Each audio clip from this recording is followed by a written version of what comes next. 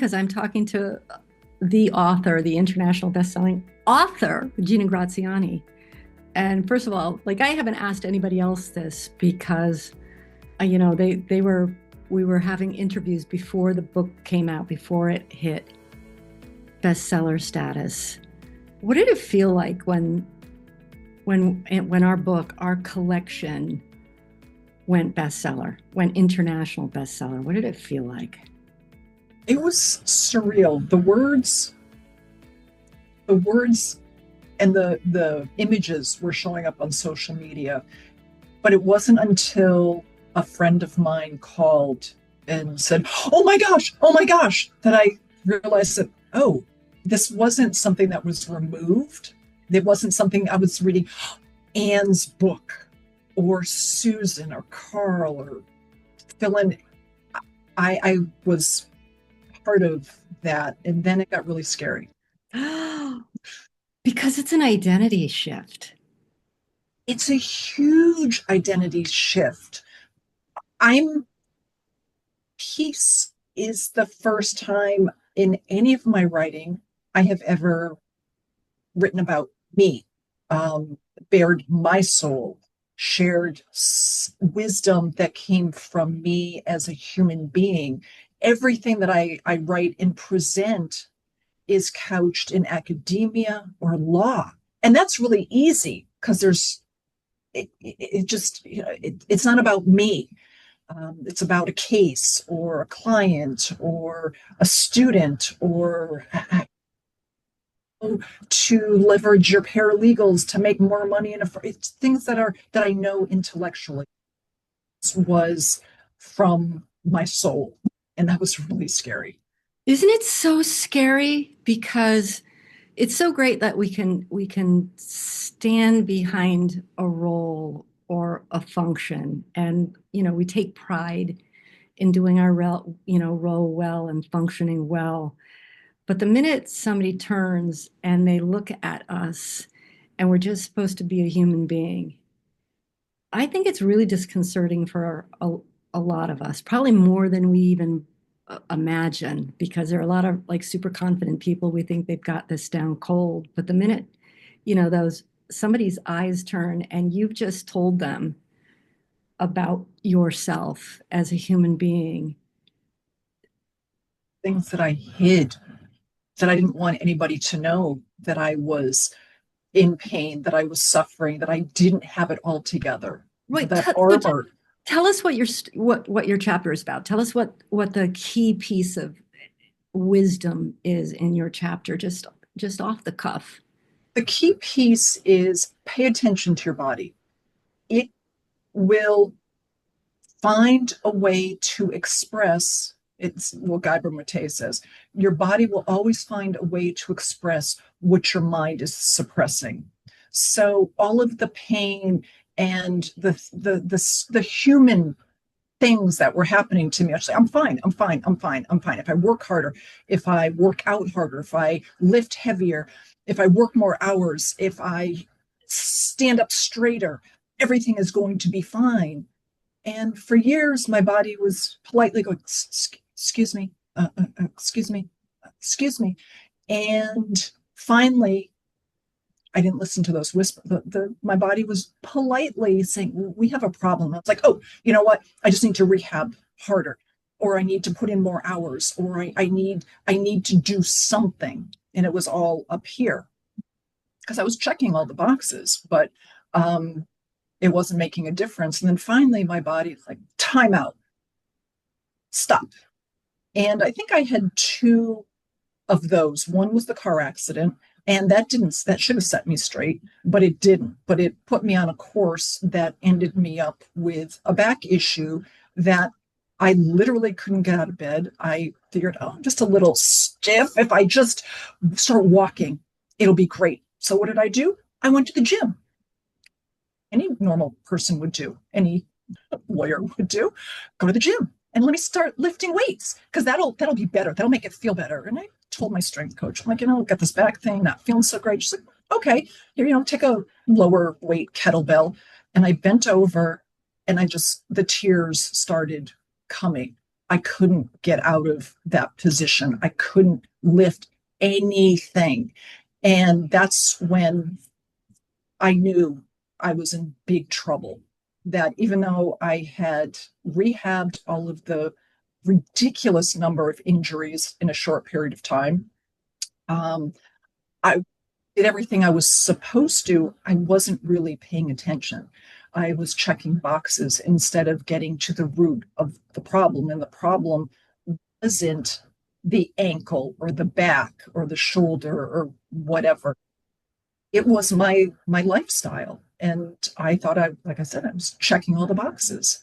I was eating right. I was working out 6 days a week. I was, working 70 hours a week. All of the things, being a mom to a child with special needs, going in and playing lawyer. All of these things, I thought if I muscled through it, it just would be fine. I rehab, it'll be fine. I get a little, but I wasn't sleeping. So, just all these things just snowballed. And then my body said, we're done. You are not listening to us. Why do you think, like I relate to this because I'm one of these people that ignores how my body is feeling because I got stuff to do. I got That's it. stuff to do. But why do you think in particular, you've got the double whammy of also being a lawyer? It's probably a personality trait and a whole bunch of other stuff, but it's also, I mean, you really write to lawyers. I Why do. why are lawyers so subject to what you've just described? Because I think that's the culture that we're raised in as attorneys, um, beginning in law school. And I would hope that law school is changing or has changed this culture because we didn't sleep. We went 100 miles an hour. And once we started practicing as a young associate, if you left early, you weren't really dedicated. You weren't really putting it in. There might be a good assignment that a partner wants to hand out. And if you're not there, you're not going to get it. And something might need, for some reason, we might be needed. And I used to leave a set of clothes in my office. I never turned my light out. I would literally I'd go home, have 2 or 3 hours of sleep, take a shower, and get right back into the office. And that was the norm. Big firms, small firms. So it becomes an identity, but it becomes a culture of if you want to get ahead, this is what you need to do. And the sane attorneys who worked maybe 9 to 5 or 8 to 6, or maybe 7 or 8 o'clock and didn't do anything on weekends, we scoffed at them that you're a slacker. You're not going anywhere. You're not going to do anything. I think the difference was they were planning for the long game. They had their priorities straight. They were far more balanced than most of us. Short game. You I want to get to this next point. I want to be recognized. I want to, and when I think back on it, you're just so stupid. But you're 20 something, Stupid kid. and you see the partners staying there, and it's sort of like, if they haven't left, who am I to leave? You're managing perception the entire time. So you mentioned that you've kept this stuff hidden. You haven't talked about it. It's not part of your conversations with people. Why did you feel ready to put this message out there now? Like what's happened where you decided this is important enough to share in black and white in a book? It was a culmination of a lot of things, but I think the important piece was because I kept it under wraps and it took me a long time to figure this out. And there aren't a lot of people who were willing to listen because the answers that I was being given, they were not acceptable answers. And I just keep going until I get the right answer. And when I finally figured it out, and I'm still figuring it out, I don't have, I'm a work in progress, I'm human. But as soon as things started to click, my life got so much better. Huh, I'm not perpetually injured. When you're breaking bones, right after the other, and I've always been an active person. I backpack, I raced cars, I rode horses, I rappelled, I played varsity sports. Never once in the vast majority of my life was I ever injured. And I wouldn't say I was reckless, but I wasn't cautious either. I played 100%. Once I got this, the tapping started, what I was ignoring was I broke my foot, rehabbed it 6 weeks. 2 weeks later, I broke the other foot. This, for about 6 years, there was not a period of time where I was not rehabbing something. And that just wasn't normal to me. So once I figured, I'm like, I know I'm not the only one who's living like this. The more of my colleagues I speak with, they're like, oh, yeah, and it was always normal. And I started saying, it's not normal. It doesn't have to be like this. There's a better way. So, I mean, I could give advice about legal profession, about leadership, about 100 different things, but was so important because it almost killed me. And I'm getting choked up. I know I'm not the only one. And if I can pass some light at the end of a tunnel, something that gives someone similarly situated, doesn't have to be an attorney. There are overachievers in every aspect of business. If they can see that there is a light at the end of the tunnel, that there is a way, and stop fighting the body. Once I started listening to my body, everything turned around because I realized it was smarter than my brain. My nervous system was telling me what was wrong, the breaks, the strains, the migraine, everything that was happening. Those were the gentle taps. And as I ignored them, they got ramped up until, like, stop. You're gonna die. My body thought it was going to die. It was in crisis. So it stopped me so I could start to listen. And that would be my, not really in a nutshell, because I blathered on a little bit.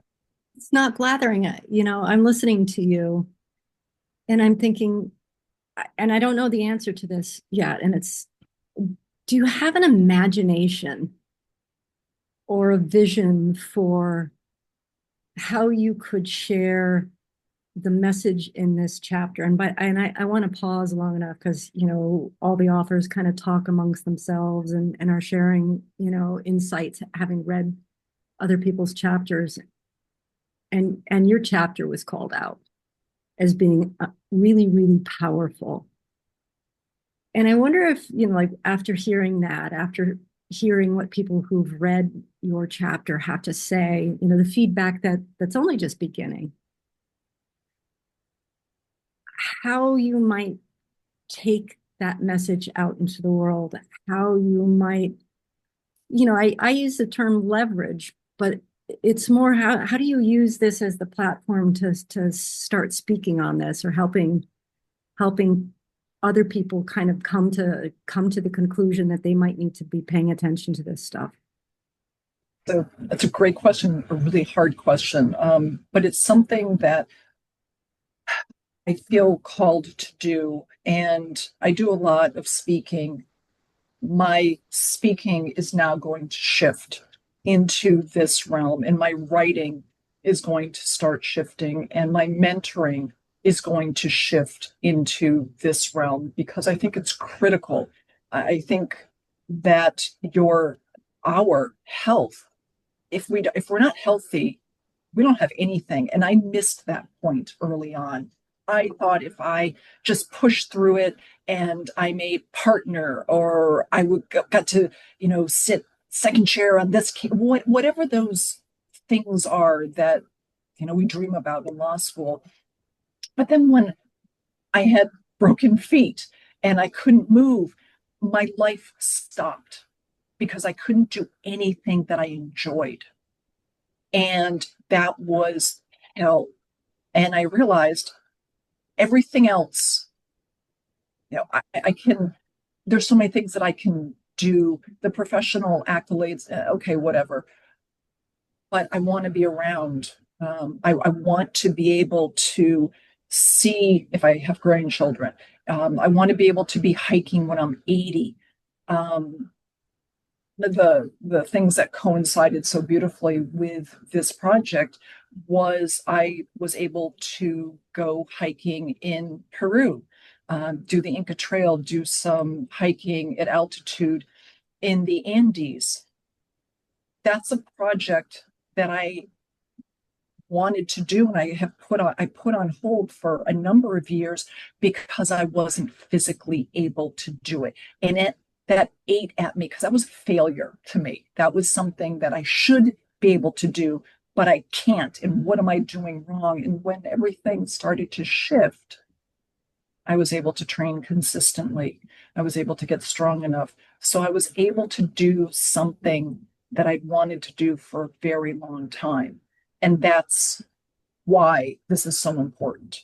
Who Yeah, and I'd cares? I like mean, to say you didn't have to do it on stumps either. right, right. I did it legit. I did it You legit. could actually do have an experience that didn't involve massive amounts of pain, but that you could be like prepared for. Not that you're ever really prepared for a big expedition. You never, True. but you had a shot at enjoying it. And Exactly. It was still hypermobile at altitude. That was interesting. But the things that stopped me from doing it, my ankles, my feet, my hip, all the things that had been injured for so many years consistently, like a moron, they were strong. It was like they were happy. They were rejoicing that they were out there doing what we used to do.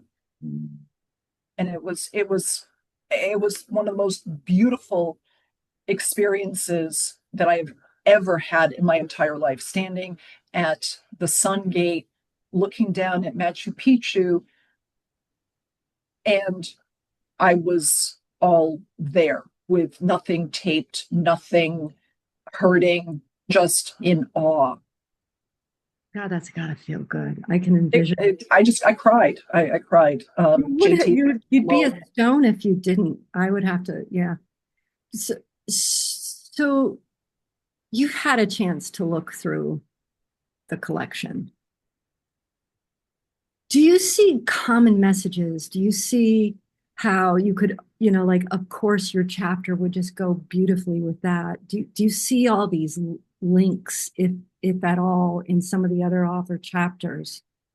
This collection, this anthology, is so beautiful. And what to me makes it so powerful is we didn't sit down. I mean, most of us didn't know each other. We might have had contact or known someone through social media, but it wasn't like we sat around a table and said, oh, okay, Anne, what are you going to write about? Regina, what do you write? Susan, what? Oh. There was no plan for what people were going to write about. You gave us a very simple yet difficult direction and then set us free. And there are common threads. One thing that I believe also makes this such a powerful anthology is everything is written from the heart. It's really the best that we have to give through our professional, personal experiences. And it was mind blowing to read everybody's piece because it's so beautiful. It's such a beautiful tapestry that Yeah, could I not like have been planned. I was reading it when I was editing it and kind of creating the drawers for it. I was seeing like, oh, Regina would be, like, oh, these should live pretty close to each other, but that, some of them ended up, further down the page, but like really common, not common messages, but I would say a unified approach to life. Yes. and overcoming challenges and learning from challenges and dealing with failure, perceived failure, and dealing with Perceived. Yep. perfectionism and how life hadn't turned out the way they wanted and how they had to wrap their head around it and make peace with it or turn it into a different way of living. I think those are some of the common threads. Absolutely. Absolutely. And sometimes what we think should have happened, obviously it didn't. So it wasn't supposed to. And that's a hard thing to grapple with, that we are, we wanted something to happen, but things happened the way they were supposed to. And in all of those stories, you can see if what we thought should have happened, none of us would have been in the same position and wouldn't have a powerful story to tell, because yeah, we all failed. What we perceived was failure. My perception of failure probably is what saved my life.